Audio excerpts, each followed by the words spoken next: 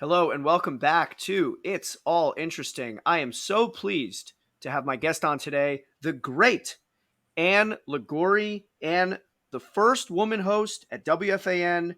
She's been a tennis and golf reporter with CBS over the years. She's covered the Olympics. She's been with ABC. She's been with Westwood Radio. And now she's got this wonderful new book, Life on the Green, Lessons in Wisdom from Legends of Golf. It is so cool. And thank you so much for coming on. How are you doing today? I'm doing very well, Clifford. Thanks for having me on. And I guess you know a lot about me because you've been listening to me since you were 12. You told me so. I started at FAN the very first Saturday of the week that it was on. It was July 4th, 1987. Can you believe it? And I did that Hey Liguori, What's the Story show for 25 years. Well, I remember listening to it as a kid. I loved it, and I loved hearing you breaking into the 2020 sports flashes, given the Masters updates before social media existed. But I'd love to have you talk about your experience of breaking in to the sports broadcasting industry. Look, obviously, as a woman in the 1980s, when it clearly was a male-dominated industry, what led you to WFAN? How did you get there? And just talk about your experience in terms of just breaking into that industry at the time. Sure. I was always very athletic. When I was a kid, I had an older brother who we competed in every sport. Our backyard in Ohio, where I grew up, was a big backyard, and all the neighborhood kids would come to our backyard. And I was the first one picked for kickball, for football, for baseball, because I ran faster than the guys back then. And so I just competing with and against boys was something I always did in sports, and it was very accepting back then. And then when I got into junior high, there were no sports for girls, and I was devastated. I think there was cheerleading, that was it. But then Title IX was passed, and all of a sudden there were all these sports, not all, but more sport opportunities for girls at my high school, Brecksville Broadview Heights, outside of Cleveland, Ohio. And so I competed in as many sports as I possibly could that they allowed me to. And I ended up earning, I think, 16 varsity letters for each year for 4 years of high school. But interesting, we didn't have a girls tennis team back then. So I played number one on the boys team my senior year and played on the boys team all 4 years of high school. So anyway, my point is I was always very athletic. But at a very early age, I knew I wanted to be a sports broadcaster. I didn't think professional sports was really an avenue for girls and women back then because, there weren't that many opportunities. And neither were there in sports broadcasting, but I didn't know that yet.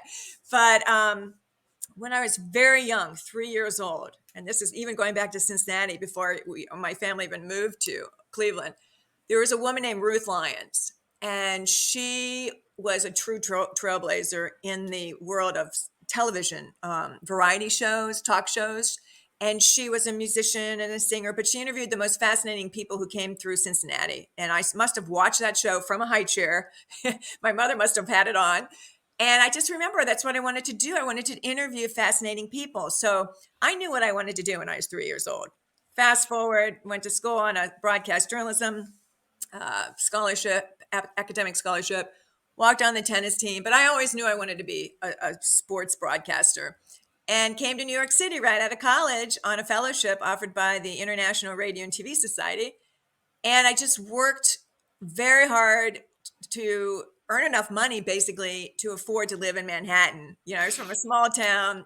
Lived in the big city right out of college, came here, no friends, no family, no money, and a lot of challenges in my personal life. We had just lost my dad 2 years before from cancer. My brother, who I alluded to, who was only 22, died of leukemia. So I came up here with nothing and under such tragic circumstances and just threw myself into work and went to Norman Vincent Peale's services at Marble Collegiate Church, The Power of Positive Thinking. That's way before your time, but he was in his 90s. And it was such great positivity for me to listen to his sermons and to read his books. And if you ever get a chance, The Power of Positive Thinking, it's just incredible. And just worked really hard.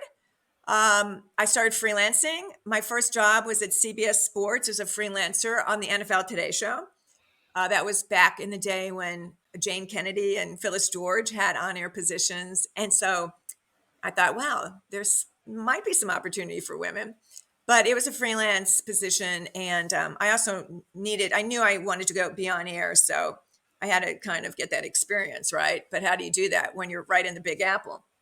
So an opportunity came along at ABC Radio Sports Network, and I grabbed it, and I was a freelance producer. And one of the commentaries that I produced, along with the other producers there, was Howard Cosell's. Mm. Speaking of everything, whatever his commentary was back in the day. And I remember he made a mistake in the commentary. It was my first week on the job. And I asked the engineer to get his phone number for me so we could call him at home so I could ask him to redo the one line that he made a mistake on. And the engineer looked at me like I had three heads. Like, nobody calls Howard Cosell at home. Nobody. And I just knew that it had to be perfect because the commentary was going to be repeated in the afternoon, and I was the producer on duty. So I just got the number somehow, and I called him. And I had never met him. And again, it was my first week on the job, and he actually picked up the phone. I didn't think he'd even be there. And I introduced myself. I said, "Hi, Mr. Cosell. This is Ann Liguori. You don't know me, but I'm producing today. And you said this and you meant to say that. Do you mind just correcting and that one line, and I'll edit it in?" And there's this long pause, and you hear this incredibly iconic voice. "Do you know who I am, young lady? This is Howard Cosell. I don't make mistakes." And I didn't know what to say. And all I knew is that my next line had to be really good. So I just said, "Well, normally, Mr. Cosell, you're flawless. But in this case, you did make this mistake." I was getting calls from all these affiliates. And I said, "If you just redo that one line, I'll make it perfect, like you normally are." And he loved it. So he redid the line, and he never forgot my name after that. He always respected me. And it was just a pretty crazy first week at ABC Radio Sports. And then at the same time, I was freelancing, writing stories for USA Today Sports. WFAN started back in 1987. And they'd, heard my work. They'd seen my byline, which I think was the most important thing. Everybody back then read USA Today sports page. And Mm. I was covering as a freelancer every sporting event that happened in New York, or breaking news story, or anything.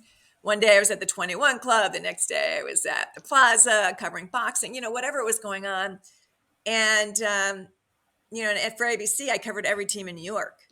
One night, Mets, Jets, Mm. um, Yankees, whatever season it was, I was there as a producer and a stringer doing updates and sending an interview tape. So, I was getting great experience in my early 20s. And when WFAM came along, I had one interview with them, and they hired me to host a show, and we called it "Hey Liguori, What's the Story?" And that aired for 25 years. And that was somewhat of the beginning of the journey. So Well, there you I have it. You wanted the story. I think that was like a no, it's a 2-minute version. great story, and I'm sure you got so many of the iconic local WFAN callers that I spent my childhood and teenage years listening to, whether it was Doris from Rego Park or Short Al from You Brooklyn. remember all You those remember? guys. God bless you. Of You course, did listen, Clifford. They were regulars. Every week, exactly. Short Out from Brooklyn would always harp about how could the Dodgers leave Brooklyn. And Doris got mad at me after like years and years and years, because I left her on hold for a long time. And she was not happy. And I think she boycotted my show after that. But George from the prisons, he was a prison guard. Remember him? What was his name? George I from do. Jamaica. I do remember that. Yeah, they were all characters, and Yes. I let them talk. It was an overnight show. I was on from midnight to 5, sometimes midnight to 6. It was a long show, once a week. I had different variations. My very first show is in the mornings, and my very first guest was Doc Gooden. And Mm, I thought, who could I get to, he had to be the biggest, best guest in sports in New York, because very few women, how many women were hosting call-in sports shows? Nobody, right? None. right. So I knew I had to prove myself very quickly. So on July 4th, 1987, my show Hey Liguori, What's the Story began. But a week before FAN even started on the air on that Wednesday before, I went up to Doc Gooden. He had just gotten out of Smithers. You know, they had just won the World Mm-hmm. Series, the Mets in 1986. And nobody was allowed to talk to Doc Gooden. Jay Horowitz, the PR director, wasn't letting anybody talk to Doc. But I was dead set on getting an interview with Doc, the first exclusive interview with him. So I went right up to him. Somehow I was able to go right up to him in the locker room when he came back. And he knew me from covering the Mets in 86 for ABC. And I told him about FAN, that it was going to start in a couple weeks. Told him what it was, first 24-hour all sports radio station. Will you record this interview? Can I tape this interview with you? And he said, sure. Well, now I had to get him out of the area where everybody would have stuck their microphones in his Mm-hmm. face. I wanted it to be an exclusive interview. So I asked him if he would follow me from the Mets locker room to the Jets locker room. That was at Shea Stadium. Remember, the Right. Jets and Mets played there. And he said, sure. So we went through just so many people, and he just followed me through. And nobody said a word. I did the interview. That was my very first guest on my very first show on WFAN. And we started out the show with a bang, so to speak. It was July 4th. So it got written up in every newspaper. All the radio, TV columnists said, oh my God, Ann Liguori, first woman on the Fan to host her own call-in sports show. Got an exclusive with Doc Gooden, and nobody knew how I got it. I just went in, and to this day, it's funny. I just saw Jay Horowitz a couple weeks ago and Doc at a sports charity dinner, and I always tease Jay, and I don't even think he really remembers it, but Doc remembers the interview for sure. So I thought Jay would always be mad at me because I kind of went around him to get the interview, and but it worked out all those years later. The show aired 25 years every week on the Fan. So, And in it's fact, amazing just this the morning, Clifford, on I just saw on Twitter. I didn't listen to Boomer and Geo this morning, but Geo sang this song that this musician wrote for me. I'm sure you've heard it years ago, and Geo sings it a lot. yeah. And so, if you go on Twitter and follow me at Ann Liguori on Twitter, you'll see the conversation. A lot of people remember the song, and Gio keeps it alive because he keeps playing it like throughout the year. But it's a kind of a provocative song. I'll just leave it at that. And Well, it's a morning show, right? So yeah, well, this guy wrote this song for me and yeah. sent it to me. And Gio was my intern or producer back then. When I guess at that point, was he my intern? I guess at that point he was producing. And I said, listen to this song this guy sent me. And we listened to it, and I'm like, oh my God, it's pretty provocative, but it was fun. And nowadays it's not a big deal, but I think back then it probably, some people were a little probably shocked by it. But it has a catchy tune, and it's very well produced. So there you have it.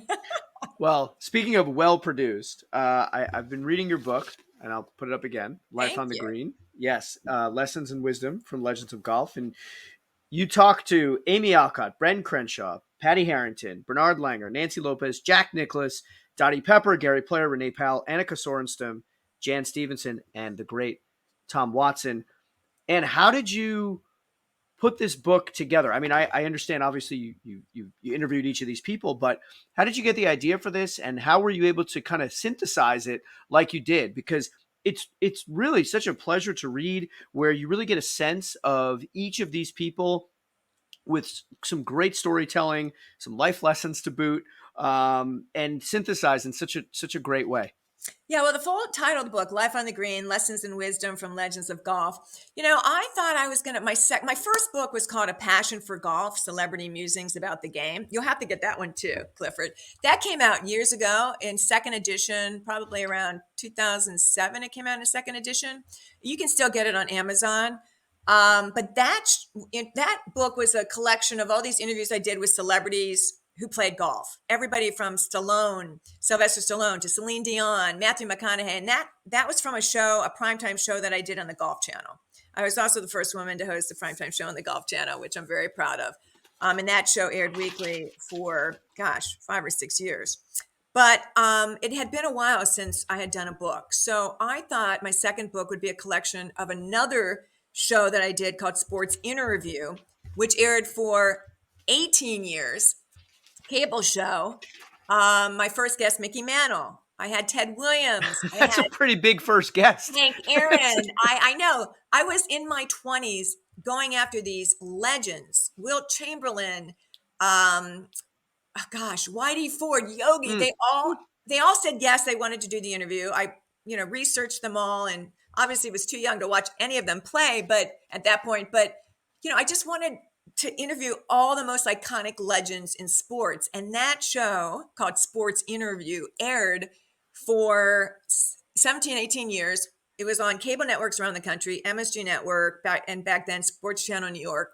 And then I syndicated it. I brought in my own sponsors. I booked all my own guests, like I do, for my fan shows. And so I thought I'd write a book about that. And that would be my third book because the publishers came back to me. This was around COVID, and Mm. golf was booming. And they Mm-hmm. said, we'd like a golf book. And so I said, well, I can do that because I've been covering golf for 30 years, right? I've, been to the Masters 20, this would be my 27th Masters, and covered dozens of US Opens and PGA Championships, LPGA Tour events, PGA Tour events, Ryder Cups. I've covered every Ryder Cup since Brookline in the late 90s. So I said, I can do a book on golf. Why don't I interview 12 golf legends, 6 men, 6 women? Golf mirrors life. You play golf, right? So you can learn so much about yourself and about life from the game of golf. And people who don't play golf maybe don't realize what a lifelong, metaphor for life golf really is, right? So I decided to go for role models, Hall of Famers, all Mm. legends, and it's all about what they learn from their iconic golf careers that they use in their day to day lives. And not only do they tell incredible stories, but they also every chapter is full of life lessons. So you don't have to be a golfer to love the book. It really transforms golf, and I'm very proud of it. All the 12 legends in the book, Clifford, thanked me for including them, which I think is just, an indication of how great, the whole golf world is. These athletes, most of them are so gracious and Mm. multifaceted and so compelling. They're so interesting. So the stories from Gary Player advising all of us to pursue our passion, no Mm. matter how old we are. I mean, the guy, he's 87 and he's still playing golf and traveling the world, and he loves life, and he has so many, pearls of wisdom in his chapter. And Annika Sorenstam talks about there's no shortcuts to success. And she tells great stories about when she was a teenager going from tennis to golf, learning what work ethic really means. And I just saw her last week or 2 weeks ago, was it now, at her tournament in Clearwater, Florida. And I walked 18 holes with Caitlin Clark. Caitlin Clark was, playing in the Mm-hmm. Pro-Am with Annika and with the great Nelly Corda. Um, Gosh, Jack Nicklaus talks about the importance of integrity and sportsmanship and putting family first. And Tom Watson encourages all to pick, great mentors. His mentors were Byron Nelson, Arnold Palmer, and Jack Nicklaus, who became a rival of his, but Mm. they maintained a very close friendship. And now every year at Augusta, they're the honorary starters, along with Gary Player.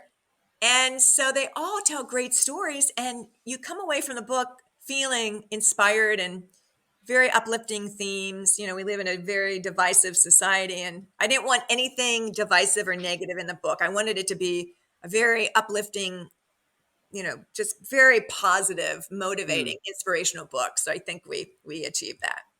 Certainly. Well, let me ask you. You mentioned in terms of golf being something that when people play it, I've been playing golf since for more than 20 years, and we can internalize and learn life lessons from golf. But what do you think it is about golf where, as spectators, particularly the people that play it on a leisurely basis, what do you think it is that as spectators there seems to be this relationship that fans and viewers have with the game that they don't have with other sports? Now, I've been playing basketball since I'm 5, 6, but when I watch a basketball game and basketball, I love basketball. It's my favorite sport. I am a lifelong, just bleeding heart Knicks fan, and they just continue to disappoint me on a yearly basis. But I know when I'm watching a basketball game, yeah, I can figure out the plays and all that. And oh, you missed this guy in the corner. But I know there is zero chance, and I know there's zero chance I could be on a golf course with these professionals.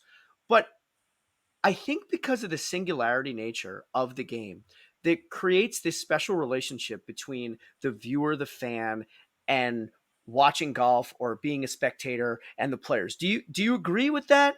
And what do you think causes that? If you do agree. Well, yeah, I think you're right. I think we all can relate. I mean, when you look at golf, it is the most difficult sport on the planet. People who don't play probably wonder, well, how can just hitting a stationary ball be so challenging? But you and I know you're only as good as your last shot. And those great shots, there's so much involved in hitting a perfect shot Yep. that they come so few and far between. But then when you hit that really great shot, that's what brings you back, right? And not only is that true for us amateurs, but for the pros. I mean, you saw Mm-hmm. Rory miss a putt this short, at the US Open. And all these pros Rory have, missed a lot of putts. yes, he missed a lot of putts. And here's one of the great, great players in the history of Yeah. the game.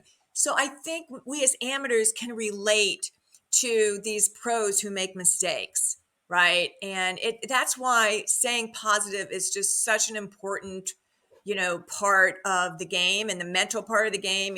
What do they say? 60% of the game is, between our ears. In the book, Life on the Green, Nancy Lopez's chapter really focuses on positivity. And you're only as good as that last great shot. And it's so easy to get down on yourself. It's so easy to just think, oh, I'm going to give up this game. And then all of a sudden you hit a really nice shot and then you love it. You love the game, you hate the game. Yeah. So I think we as amateurs, when we're watching these pros, can really connect, not perhaps, to the level of their consistent, incredible play. I mean, these Mm. guys, and women, they're shooting in the 60s, 4 straight rounds. That is crazy how they can do that 4 consecutive rounds, right? Um, but I think we can also see the mistakes that they make, and they all make them. And we can relate to those mistakes as amateurs. So I just think as amateur golfers, and we're curious as to how are these men and women so good, especially the women. I think a lot of amateurs can relate to their rhythm and their swing. I think a lot of Mm. men, really good male players, say they get a lot of benefit at, watching the women play. Yeah. Nelly Korda has just a perfect swing. We want that swing, but she's made some crazy mistakes too after that win streak earlier in the year, which was phenomenal, and she just won again down at Annika's event. But she didn't make the cut. She missed the cut at the U.S. Open. She missed the cut, at some of the other majors this summer. So they're all human, and it's very easy for amateurs to identify Mm. with that part of the game and be inspired by their incredibly consistent play. And there's so much depth in the game now. I mean, I play with at Shinnecock and the member guest, and the member the last couple of years has asked me to, if I would bring a guest as well. So of course I asked a very dear friend of mine. I call her my adoptive daughter because she's young enough to be my daughter, but she is a really good player on the College of Charleston team. Not even number one, but up there. And she shot a 68 at Shinnecock, her one and only time to play. A 68. That's Yeah. insane. And she's in college. So, the depth of the women's game now is so much better than, say 15 years ago. And I think we're all inspired by their play when we watch the women and the men. And yet we can relate to, common mistakes that they even make that we make as amateurs. Well, I'm curious your take on something. When you talk about mistakes, and I watched recently the ESPN 30 for 30 on Greg Norman.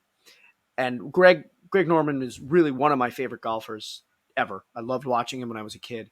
What do you think it was though with Norman and the Masters of why he just couldn't get over the hump there? I know he had some incredible bad luck, obviously in '86 with Jack, and in '87 with I forget who it was who chipped in a putt, right? And then in '96 and '97 and '96, the utter collapse. What do you think it was? And do you think it was, and maybe it's not just a Greg Norman thing, right? Because the Masters brings out those ghosts and it breaks so many players' hearts over the years. It's so difficult to close out a win, particularly at Augusta National under the pressure. Such a prestigious, probably the most prestigious title anybody can win, right? Some people argue, the Europeans may say, the Open Championship is. But, it gets in your head. It's mental, right? And it's just the game of golf. I mean, and it's the play of other people. So a lot Mm, of times you could be playing incredibly well, and your competitor just, you know, pulls off a shot that's insanely brilliant, right? But I also think it's very tough to bounce back from devastating losses like that. And it's interesting. I interviewed Greg Norman at Doonbeg in mm, Ireland when it first opened. I was doing a TV show. I do a lot of work for Tourism Ireland. They hired me to come over and do a show on a lot of courses over there for years. I must have done TV shows on 24 golf courses in Ireland. But in the early days of Doonbeg, now it's Trump Ireland International. But in the early days of Doonbeg, it was owned by Buddy Darby, who developed Kiowa, and his cousin Leonard Long. And they hired me to come over and do an interview with Greg Norman. And, the guy's a fascinating guy. I'll give it to you. I'll be honest with you. It's not one of my favorite athletes, okay? Um, I've heard, there's been just so much talk about him through the years and what he's been trying to do with, with live and all that. But I can remember interviewing him for my TV show, and it was a fascinating interview. But he didn't want to do the interview. He wanted to be mm, paid extra to do the interview. He was the mm. course designer of this golf course, Doonbeg. And Buddy Darby said, "Ann, I was over there with my TV crew and came all the way across the pond. We were all excited to do this TV interview with and walk the course with Greg Norman and get his design philosophy and talk about his success story, and he wanted to be paid extra. And Buddy Darby had already paid him to be the architect of the course, so he designed the course, and had paid him to come over to play in an exhibition between he and Padre Carrington. Mm. And I'm in the lobby of this B&B, and Buddy said, just give me 10 minutes. And he went into a room with Greg Norman, and I heard really loud voices. And about 25 minutes later, Buddy comes out and says, he'll do it. So I don't know what went down, but my camera crew and I, we went out with Greg Norman on the golf course, and it was a fabulous interview. In fact, Buddy said it was one of the best interviews he had ever seen with Greg Norman. A very compelling interview. So, Mm. yeah, I just think it's a mental game, Cliff. It's just, it's good to see Rory bouncing back, with a win. Um, Yeah. But you again, know, with Rory, right? I mean, that was what, 2012 Masters. He had a 3-stroke lead, ah, and he basically hasn't come Total close since. meltdown. Oh, well, at Augusta, yeah. The Yeah. pressure at Augusta, that's a title they all want.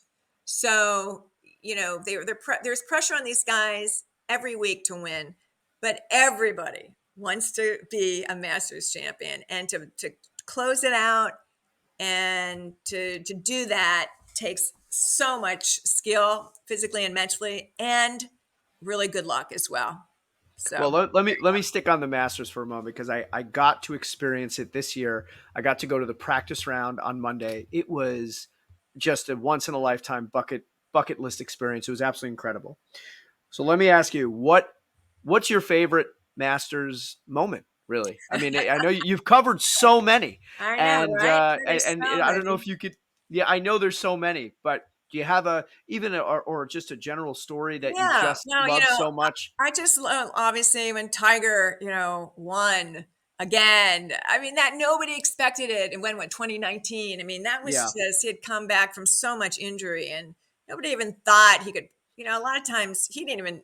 Well, I knew he knew he could play and still win, or he wouldn't be playing, the Masters. But that was just incredible. I loved when Phil Mickelson won. His first And his Masters jump for title. It was joy. his first major championship title, and which eluded him for years. And yeah, he jumped up 2 feet. That was just an incredible moment, and to watch him make that putt at that 18-footer on the 18th, that was just phenomenal. Well, you mentioned Tiger and Phil. So do you think now it seems like we're kind of in this post Tiger, post Phil era. I know they're still competing, and look, Phil won a major a couple of years ago at 50 years old, right? But it seemed like golf, the game of golf, in particularly on the men's, had lagged a little. But now it seems like we have these younger guys, whether it's Bryson or Spieth, JT, that are really Rory. I know I'm forgetting some people that are, and Brooks, that are really starting to carry the game, and it's worth turning on the television now to watch them.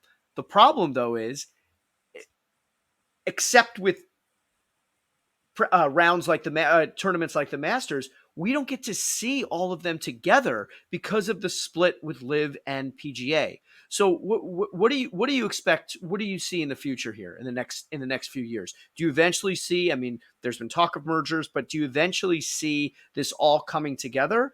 And where do you see the game going with that split? Because it seems like we have the game now has the right people to shepherd it along for the future.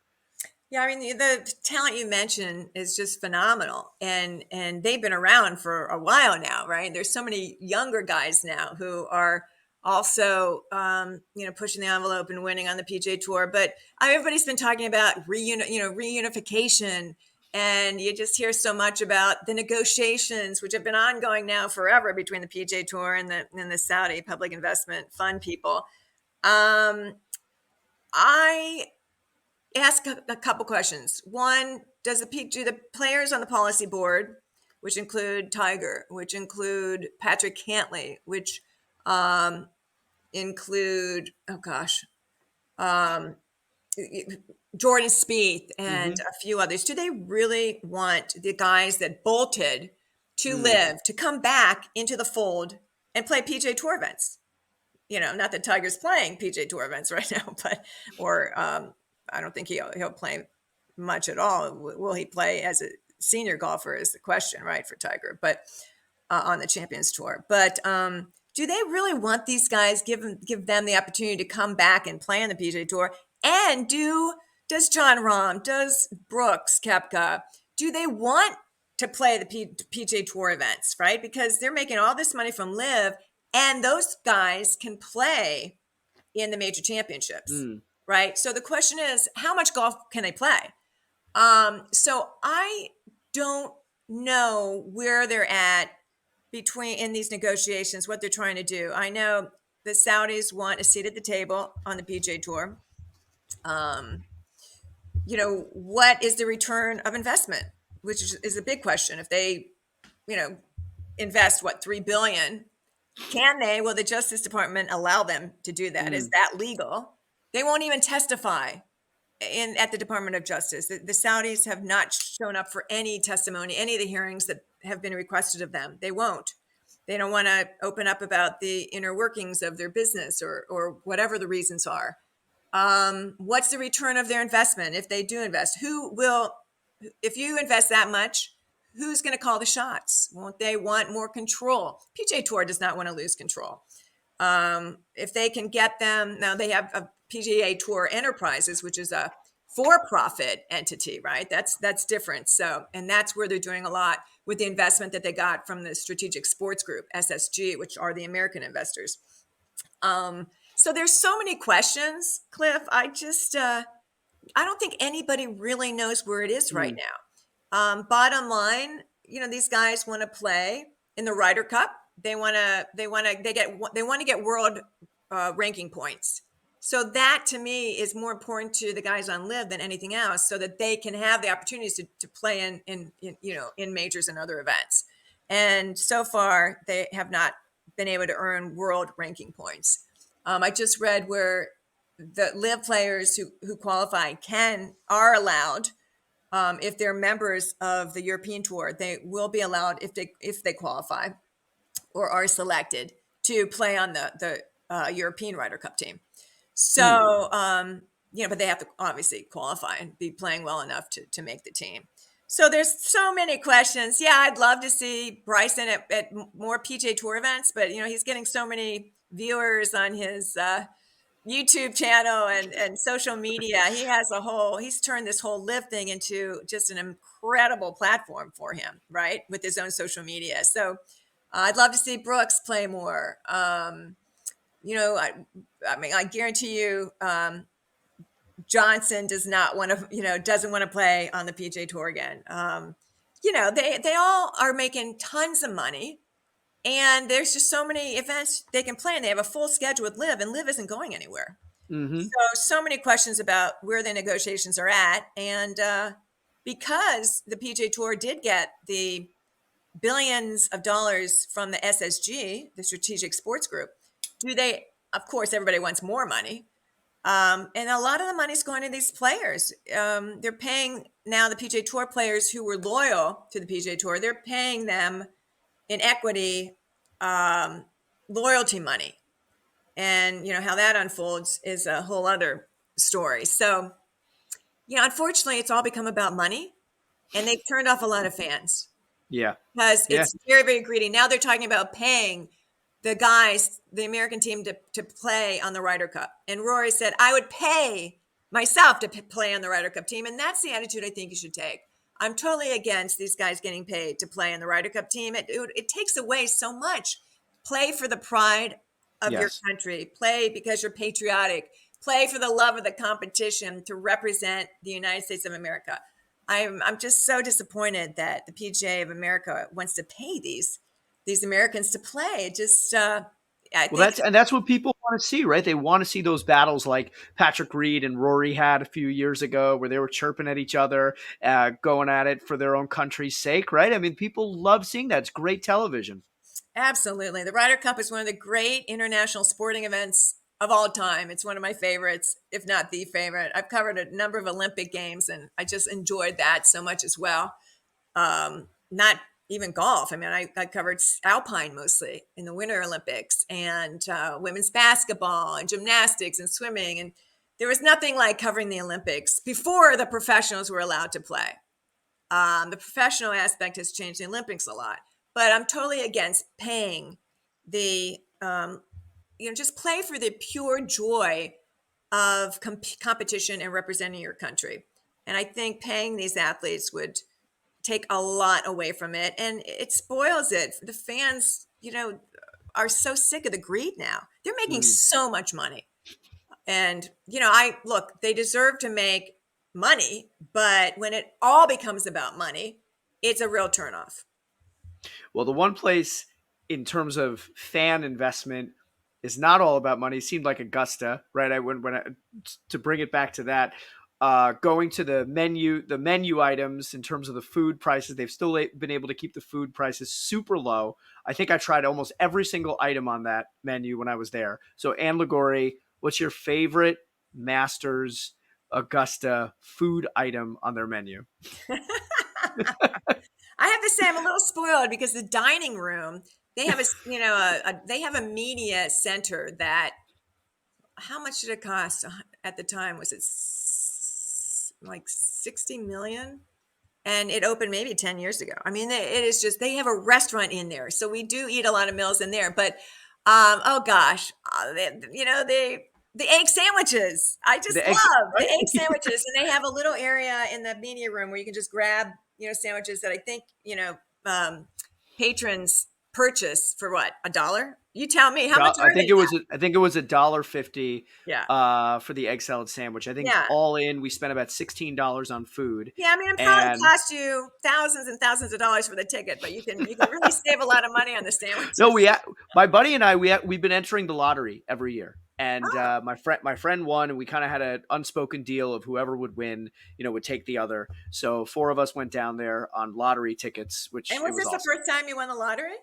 Yeah, And how we've much been do they charge for the lottery tickets? $100 a ticket. Isn't that great? It was great. It was great. We walked the whole grounds. And the one thing, I know I'm interviewing you, but the one thing I'll tell you is that what we didn't, the course, when you watch it on TV, and I'm sure you've heard this a million times, you don't really realize how hilly it is. Yes. The up and down nature of that course. We walked the whole 18. It was incredible Yes. from just an aesthetic standpoint, but we were exhausted by the end Yeah, the with the hills. elevation is extreme, and that doesn't come across obviously on television. And a lot of people will say that. So you can imagine, in Tiger, in these later years, after the car accident where he almost died and almost lost Hmm. that leg completely. he struggles to get around, to walk. Maybe he can walk it without looking like he's struggling the first day, but second day you can tell he's having some issues. Makes the cut, can hardly, it's really hard for him to finish. And what's required is, as far as he describes this to all of us, is before he plays, the hours and hours of prep that goes into getting him ready to play with all his injuries. Mm. And then what happens after a round is just, it's a lot. It's really a lot. So can you imagine somebody who, is like that, who can hardly walk to begin with, right? Playing And golf then you and walking that 4 straight days. And then you take a look at guys like, as we mentioned before, Greg Norman and Tom Watson, who, when they were on the senior tour, came within, in Norman's sake, one round, or in Watson's sake, one stroke of winning a major championship in their late 50s. And Greg Norman had major back problems throughout his career. And there he was at the British Open in 2008, I believe, with a 3-stroke lead on going into the last day. And Tom Watson, the soul crushing defeat in 2009 at the U.S. Open. Yeah, he talks about that in the Life on the Green, Tom Watson. But read the Bernard Longer chapter. Talk about longevity. Bernard Mm. Longer just turned 67, and he has most wins on the Senior Champions Tour. It's just incredible. You have to read that chapter anyway, because Bernard Longer came from nothing, Cliff, nothing. He talks about the extreme poverty that he suffered growing up as a kid, and he went to the golf course as a caddy when he was 5 or 6, just to bring home some coins Mm. for the family. And he could read the greens just naturally. It was like this. He was like this prodigy reading the greens. He did nothing about golf, but his first job was to caddy for the club champion at this course near his hometown in Germany. And the guy was so impressed with him, he hired him every time to caddy for him. And then he became an incredible player just naturally. And I don't think he even took lessons for a long time. And he turned pro very, very young when he was a teenager. And he had a sponsor, businessman who sponsored him for the first couple of years until he could get his feet on the ground and start winning. But you talk about the longevity in these guys, winning late in life. Obviously Jack Nicklaus winning at Augusta when he was in his 40s, and just it takes a lot of stamina. It takes a lot of mental and physical strength, and the stories are inspirational, and they talk about all those stories in the book. Well, before I let you go, got one last question. It's about stories. I know before we came on, longtime host WFN, we were talking about some of the hosts there. So I need a great Ann Liguori WFN story, either Mike and the Mad Dog, Francesa, Russo, somebody. I need something good. And it doesn't have to be I need something good. Oh my That God, you there's so that many you'd want to good stories. share. That you'd want to No, share and make public. Mike and the Mad Dog. I mean, God, that was what a legendary team, right? And I covered a lot of U.S. Open tennis championships. In fact, I hate to even tell you how many. I think this year was my 40th U.S. Open tennis championship, because I started covering them even before WFN was on the air.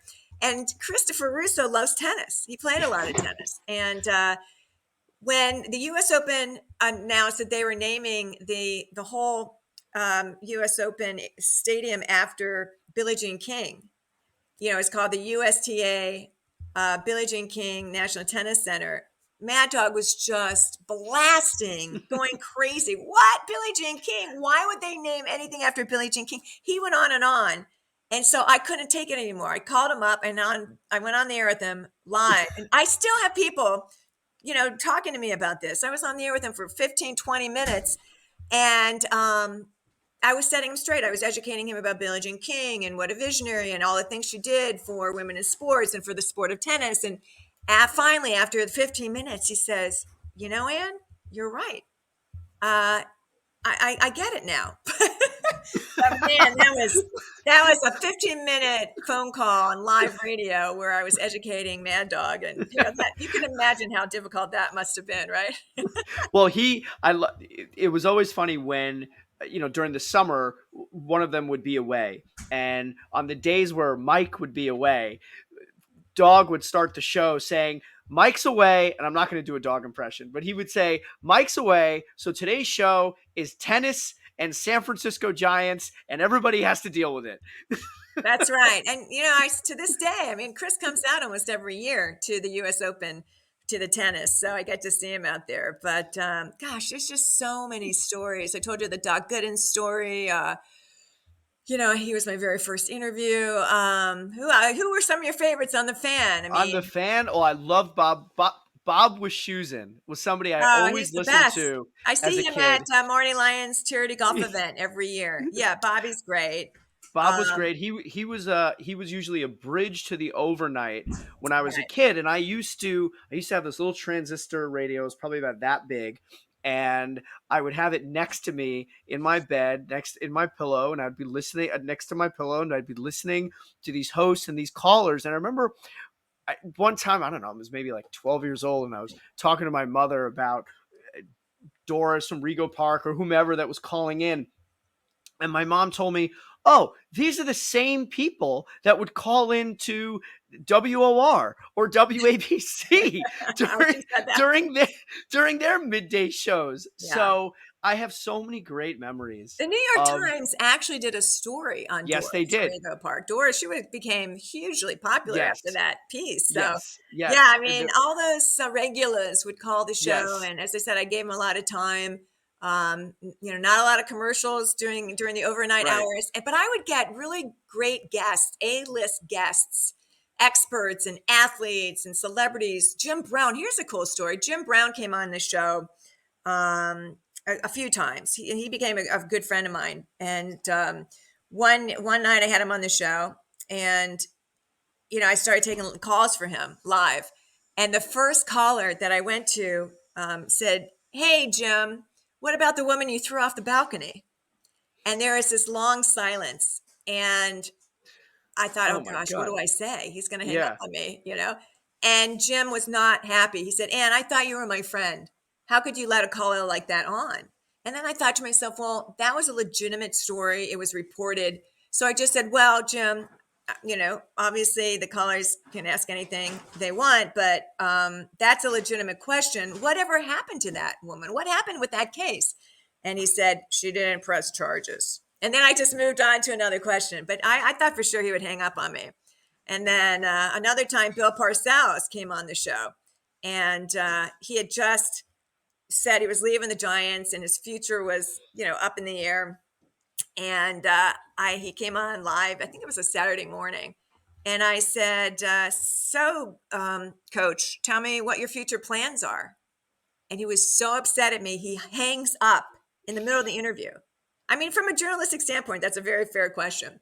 And he calls the bullpen and he starts yelling at me after the show. I can't answer that question. Why do you ask that question? I said, Coach, I didn't say I wasn't going to ask that question. You never told me not to ask that question. And secondly, it's a legitimate question. And thirdly, you could have just said, Ann, I can't talk about it now. But instead, Right. you hang up on me and say Right. you're a bully. I yelled back at him. I said, "Don't bully me like you bully all those beat writers." I was not happy with him. So, anyway, there you have it. Well, I always enjoyed the overnights. When I was in college and working on term papers and my thesis overnight, I would listen to you. I would listen to Tony Page. I would listen to Joe Beningo. All these people with wonderful callers that just, again, so many great memories from WFAN, and I absolutely cannot thank you enough for joining me on this pod. And again, for everybody, check out Ann's book, Life on the Green: Lessons and Wisdom from Legends of Golf. You can order And it on Amazon. yes, you can order it on Amazon. We'll You'll love post it it. on Twitter. And thank you so much. It was really, really great chatting, and I hope we have you back on again. Thanks so much, Clifford. Really enjoyed it. All right.